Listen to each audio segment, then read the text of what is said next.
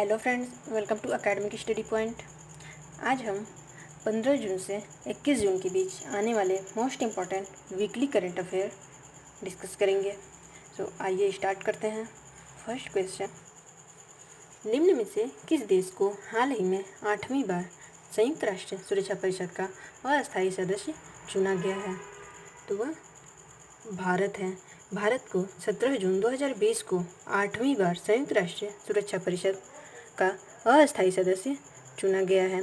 अब भारत 2021 से 22 के लिए इस सर्वोच्च संस्था का अस्थायी सदस्य बना रहेगा। साथ ही भारत इसके पहले 1950 से 51, 1967 से 68, 1972 से 73, 1977 से 78, 1984 से 85, 1991 से 92 और 2011 से 12 के बीच 7 बार यह जिम्मेदारी निभा चुका है। सुरक्षा परिषद में मौजूदगी से भारत भी देश का यूएन प्रणाली में दखल और दबदबे का दायरा बढ़ जाता है। ऐसे में 8 साल बाद भारत का सुरक्षा परिषद में पहुंचना यह बहुत ही महत्वपूर्ण है। देखते हैं नेक्स्ट। विश्व रक्तदान दिवस निम्न में से किस दिन मनाया जाता है? तो वह 14 जून को विश्व रक्तदान दिवस वर्ल्ड ब्लड डोनेशन डे के रूप में मनाया जाता है। विश्व स्वास्थ्य संगठन द्वारा इस दिन को रक्तदान दिवस के रूप में मनाने के लिए घोषित किया गया है। साल 2014 में स्थापित इस कार्यक्रम का मुख्य उद्देश्य सुरक्षित रक्त उत्पादों की आवश्यकता के प्रति लोगों को जागरूकता बढ़ाना है। कार्ल लैंडस्टेनर वही साइंटिस्ट हैं जिन्होंने ब्लड ग्रुप सिस्टम के दुनिया को अवगत कराया था। ब्लड ग्रुप का पता लगाने के लिए कार्ल लैंडस्टेनर को साल 1930 में नोबेल पुरस्कार से नवाजा भी गया है।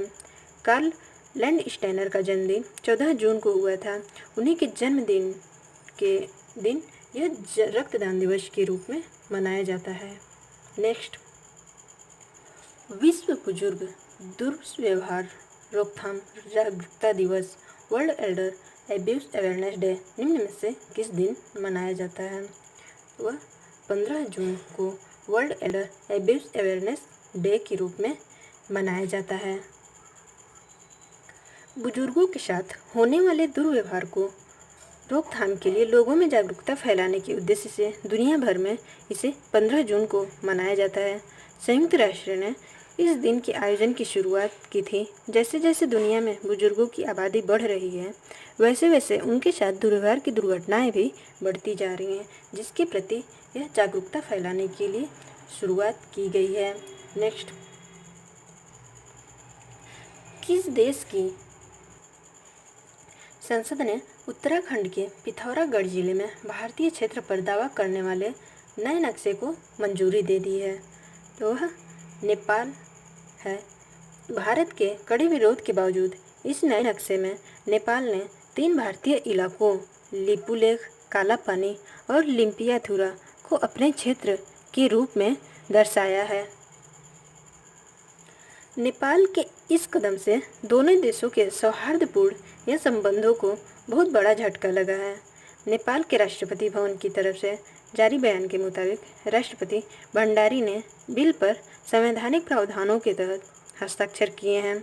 नक्शे को राष्ट्रीय मान्यता देने के लिए संविधान संशोधन बिल को नेपाली संसद के उच्च सदन ने 18 जून 2020 को इसे सर्वसम्मति से पारित कर दिया है।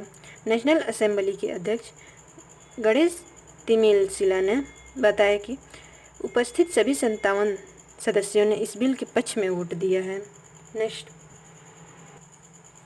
निम्न में से कौन सा देश द्वितीय विश्व युद्ध में विजय की 75वीं वर्षगांठ के अवसर पर मॉस्को में आयोजित सैन्य परेड में भाग लेने हेतु तीनों सेना के 75 सदस्यीय दल को वहां भेज रहा है? तो भारत है। यह परेड दूसरे विश्व युद्ध में रूस और गठबंधन देशों के सैनिकों की वीरता और बलिदान के सम्मान में आयोजित किया जा रहा है। रूस के रक्षा मंत्री ने इस महीने की 24 तारीख को विजय दिवस परेड में भाग लेने के लिए भारतीय दलों को आमंत्रित किया है। परेड में भारत की भागीदारी विश्व के युद्ध में महान नायकों को याद करने में रूस के लोगों के साथ एकजुटता और श्रद्धांजलि के प्रतीक के रूप में होगी। नेक्स्ट, हाल ही में किस फुटबॉल टीम ने लगातार 8वीं बार बुंडेसलीगा का खिताब अपने नाम किया है? तो वह बायर्न म्यूनिख ने रॉबर्ट लेवांडोव्स्की के गोल की मदद से वर्डर ब्रेमेन को 1-0 से हराकर लगातार 8वीं बार ये बुंदेसलीगा का खिताब अपने नाम किया है। बायर्न म्यूनिख ने पिछले महीने बुंदेसलीगा के फिर से शुरू होने वाले इस खेल में 7 जीत दर्ज की है। इस तरह से अपना कुल 30वां खिताब जीता है। बुंदेसलीगा की शुरुआत साल 1963 में हुई थी। तब से अब तक बायर्न म्यूनिख ने 58 में से सबसे ज़्यादा 30 बार यह खिताब जीता है।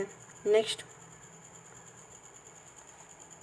विश्व एथनिक दिवस निम्न में से किस दिन मनाया जाता है?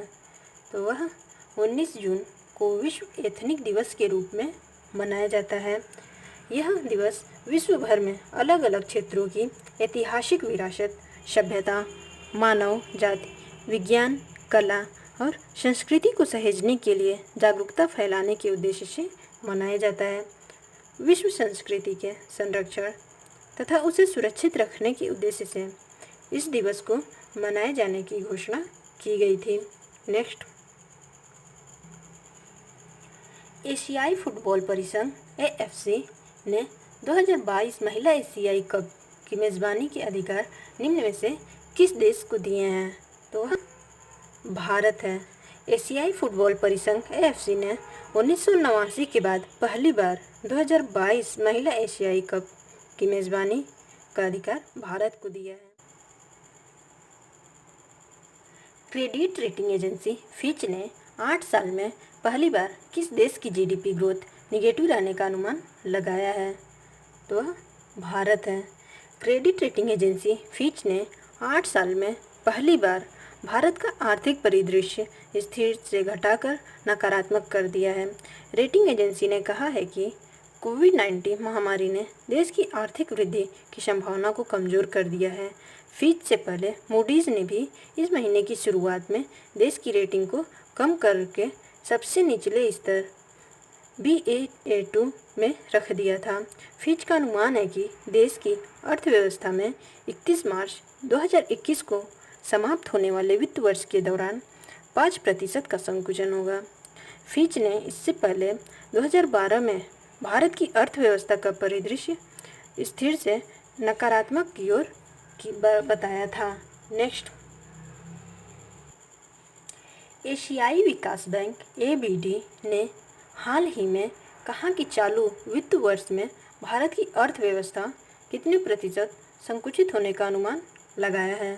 तो 4% है। एशियाई विकास बैंक ABD ने हाल ही में कहा कि चालू वित्त वर्ष में देश की अर्थव्यवस्था 4% संकुचित होने का अनुमान है। नेक्स्ट,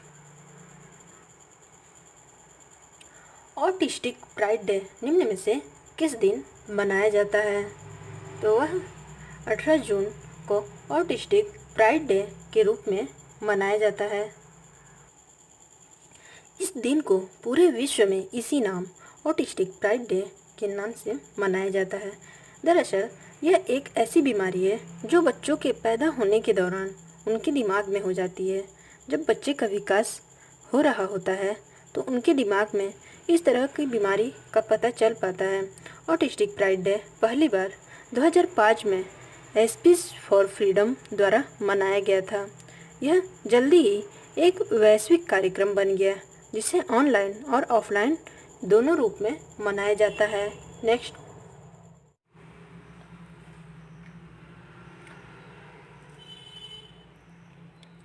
विश्व मरुस्थलीकरण और सूखा रोकथाम दिवस निम्न में से किस दिन मनाया जाता है? तो वह प्रतिवर्ष 17 जून को विश्व मरुस्थलीकरण और सूखा रोकथाम दिवस के रूप में मनाया जाता है। विश्व मरुस्थलीकरण रोकथाम दिवस वर्ष 1995 से मनाया जा रहा है।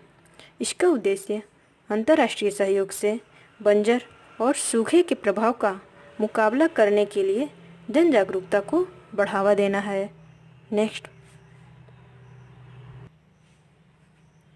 वार्षिक विश्व प्रतिस्पर्धात्मकता सूचकांक में रैंकिंग में निम्न में से किस देश को शीर्ष स्थान प्राप्त है?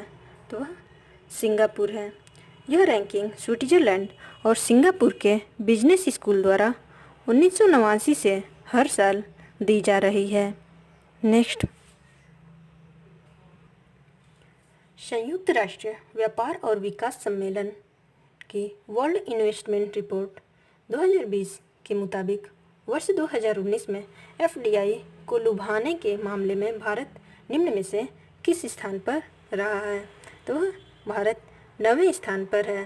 भारत को वर्ष 2019 में 51 अरब डॉलर का विदेशी निवेश प्राप्त हुआ और वह वर्ष के दौरान दुनिया भर में अधिक प्रत्यक्ष विदेशी निवेश अर्थात FDI पाने वाले देशों में 9वें स्थान पर रहा है।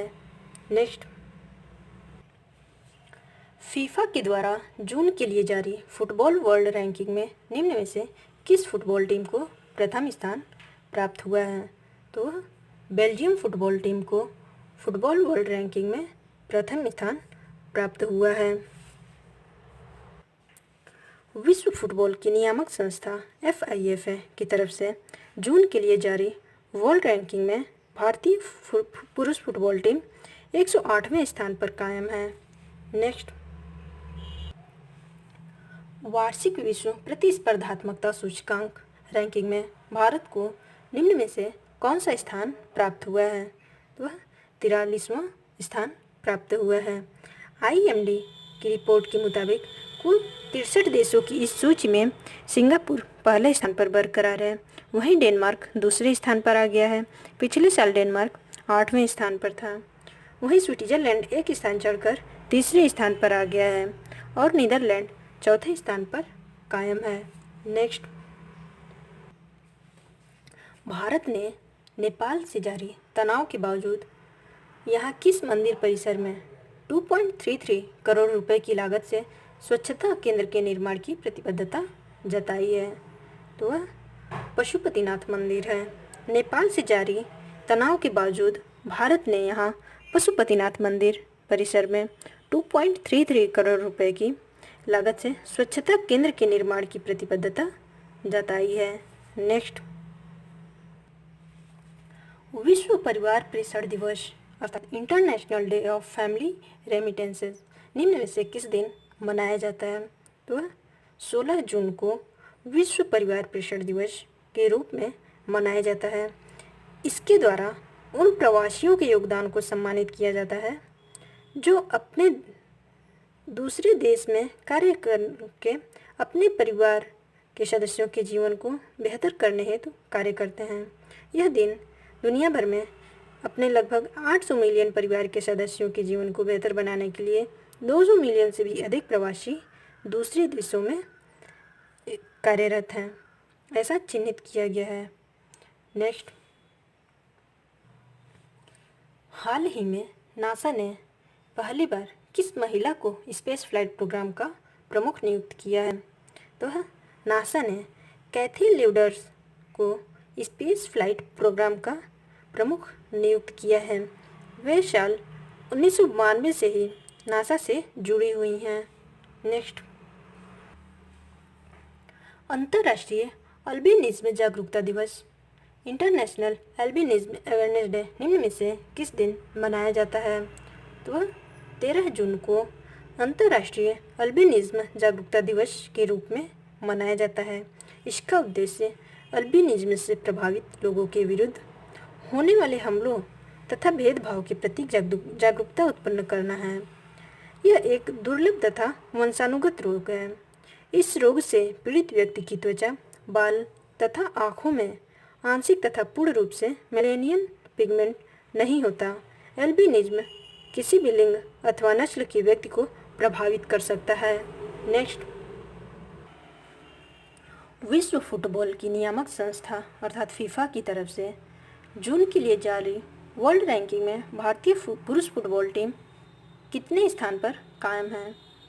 तो वह भारत 108वें स्थान पर कायम है। फीफा की तरफ से जारी वर्ल्ड रैंकिंग में भारतीय पुरुष फुटबॉल टीम 108वें स्थान पर है। नेक्स्ट, बॉलीवुड के किस चर्चित अभिनेता ने हाल ही में अपने घर पर खुदकुशी कर ली? तो वह सुशांत सिंह राजपूत। बॉलीवुड अभिनेता सुशांत सिंह राजपूत 14 जून 2020 को अपने ही घर पर खुदकुशी कर ली है। रिपोर्ट्स के मुताबिक सुशांत सिंह काफ़ी लंबे समय से डिप्रेशन से गुजर रहे थे। नेक्स्ट, फिलीपींस में भारत के अगले राजदूत निम्न में से किसे नियुक्त किया गया है? शंभू एस कुमारन को फिलीपींस गणराज्य में भारत के अगले राजदूत के रूप में नियुक्त किया गया है। वे वर्तमान में किंगडम ऑफ मोरक्को में भारत के राजदूत के रूप में सेवारत हैं। शंभू एस कुमारन फिलीपींस गणराज्य में जयदीप मजूमदार के स्थान पर भारत के अगले उच्चायुक्त होंगे।